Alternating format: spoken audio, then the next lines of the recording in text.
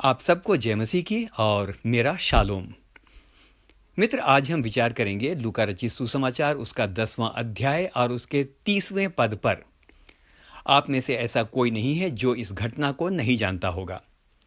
मित्र, लूका 10 और 30 से 35 में भले सामरी का दृष्टांत है जो हमारे प्रभु यीशु मसीह ने हमें दिया।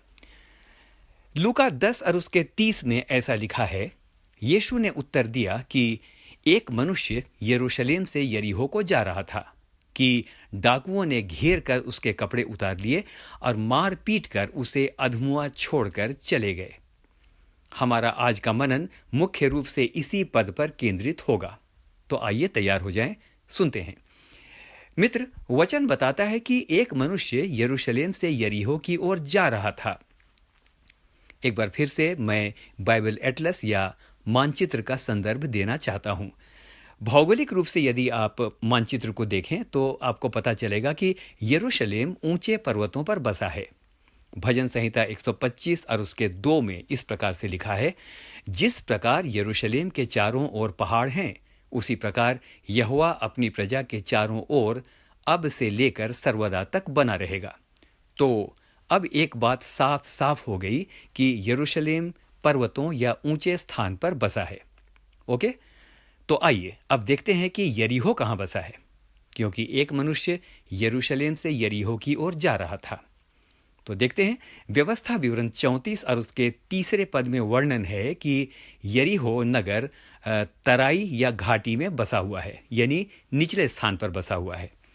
तो एक मनुष्य यरूशलेम से यरीहो को जा रहा था, इसकी शाब्दिक या भौगोलिक व्याख्या ये हुई कि एक आदमी ऊंचे स्थान से नीचे स्थान की ओर जा रहा था। एक और विचार सुनिए, यरूशलेम आशीषित नगर है। यरूशलेम एक हिब्रू शब्द है जिसका शाब्दिक अर्थ है शांति का स्थान या शांति का नगर। लेकिन यदि आप यहोशू 6 उसके 26 को देखें तो उसके अनुसार यरीहो एक शापित नगर है। तो अब अर्थ कुछ और हो गया। अब अर्थ ऐसा निकलता है कि एक आदमी ऊंचे स्थान से नीचे के स्थान की ओर जा रहा था, या एक आदमी आशीषित जगह से या शांति के नगर से शापित जगह की ओर जा रहा था। आगे चलते हैं। मित्र, क्या आप कभी किसी पहाड़ी जगह पर गए हैं? आपने महसूस किया होगा कि यदि ऊपर से नीचे की ओर, रिपीट करूंगा, आपने महसूस किया होगा कि यदि ऊपर से नीचे की ओर आप जाते हैं तो एक कदम बढ़ाने मात्र से 4 कदम अपने आप हम चल देते हैं, क्योंकि पृथ्वी का गुरुत्वाकर्षण हमें नीचे की ओर खींचता है। आइए अब आत्मिक रूप से इस बात की व्याख्या करते हैं। हमारे जीवनों में भी ऐसा ही होता है मित्र। इफिसियों 2 और उसके 6 में वचन क्या कहता है, सुनिए। परमेश्वर ने मसीह यीशु में हमें स्वर्गीय यानी ऊंचे स्थानों पर बैठाया है, यानी हम ऊंचे स्थानों पर बैठे हुए हैं। मित्र, यदि हम महिमा की ऊंची जगह से, अच्छी संगति से, अच्छी सहभागिता से, परमेश्वर की उपस्थिति से यदि हम नीचे की ओर जाते हैं तो संसार का आकर्षण हमें पूरे बल से नीचे की ओर खींचता है और हम खींचते चले जाते हैं। संसार का आकर्षण इतनी तेजी से खींचता है कि अंत में वो हमें मिट्टी में मिला देता है। मित्र, संसार का आकर्षण ऐसा है कि न चाहते हुए भी हमारे जीवन, आंखों की अभिलाषा, शरीर की अभिलाषा और जीविका के घमंड की ओर खींच जाते हैं। रोमियो 7 अध्याय को यदि आप पढ़ें तो यहां पर संत पौलुस कहता है, जो मैं नहीं करना चाहता वही मुझसे हो जाता है, और जो मैं करना चाहता हूं वो मुझसे नहीं होता। यानी नहीं भी चाहता हूं लेकिन मैं नीचे की ओर खींच जाता हूं, क्योंकि पाप हमारे स्वभाव में बसा हुआ है। तो मित्र, सच्चाई ये निकली कि यरूशलेम से यरीहो की यात्रा हम सब करते हैं, कभी ना कभी तो अवश्य करते हैं। आइए अब देखते हैं कि उस आदमी का क्या हुआ। वचन बताता है कि जब वह आदमी ऊंचे स्थान से यानी शांति के नगर से या संगति से या परमेश्वर की उपस्थिति को छोड़कर नीचे यानी यरीहो की ओर जा रहा था, तो डाकुओं ने घेर कर उसके कपड़े उतार लिए, मारा पीटा और अधमुआ छोड़कर चले गए। मेरे मित्र, यशायाह 61:10 के अनुसार परमेश्वर ने हमें धर्म के वस्त्र दिए हैं।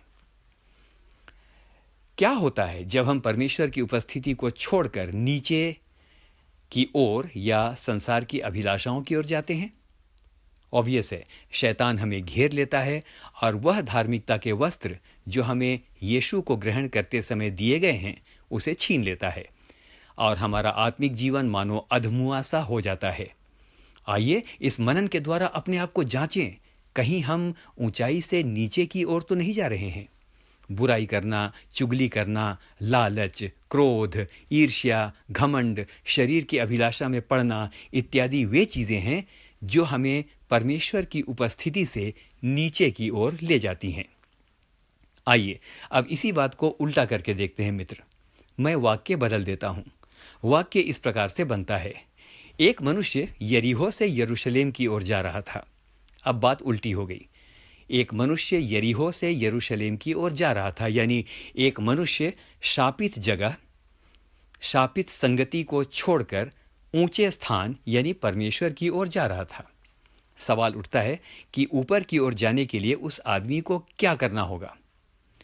हम सब जानते हैं कि यदि नीचे से ऊंचे पर किसी पहाड़ी स्थान में आपको यदि चढ़ना हो तो आप अड़कर खड़े नहीं हो सकते हैं, आप सीधा नहीं चल सकते हैं, आपको झुकना होगा, आपको झुक कर ही चलना होगा, तभी आप पहाड़ पर चढ़ सकते हैं।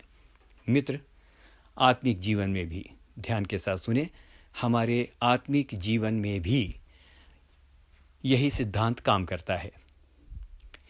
यहोवा के पवित्र पर्वत पर यदि चढ़ना चाहते हैं तो झुक कर चलने के लिए तैयार रहिए। नम्रता और दीनता के साथ ही यहोवा के पर्वत पर चढ़ने के लिए तैयार रहिए। ऐसा करने से ही आप यहोवा के पर्वत पर चढ़ने की आत्मिक यात्रा को पूरा कर सकते हैं। अब हम मनन के अंत में हैं। जैसा कि मैंने शुरू में कहा था कि यदि आप ऊपर से नीचे की ओर जाते हैं तो पृथ्वी का आकर्षण आपको लगातार नीचे खींचेगा। लेकिन मैं आज आपको बताना चाहता हूं कि एक और चीज़ है जो आपको खींचती है। पृथ्वी आपको खींचती है, लेकिन परमेश्वर का प्रेम या स्वर्ग भी आपको खींचता है। यूहन्ना 12 उसके 32 में यीशु ने कहा, मैं यदि पृथ्वी पर से ऊंचे पर चढ़ाया जाऊंगा तो सबको ऊपर खींच लूंगा। मित्र, यीशु अब ऊंचे स्वर्ग पर उठाया गया है और उसका प्रेम निरंतर हमें अपनी ओर खींचता है। यानी पृथ्वी का आकर्षण और स्वर्ग का निमंत्रण दोनों ही हमें अपनी ओर खींचते हैं। तो फैसला हमारा है कि हम किसका आकर्षण या खिंचाव स्वीकार करते हैं। परमेश्वर हम में से हर एक की सहायता करे। मैं आमीन कहूँगा, मेरे साथ आप भी आमीन कहें। आमीन।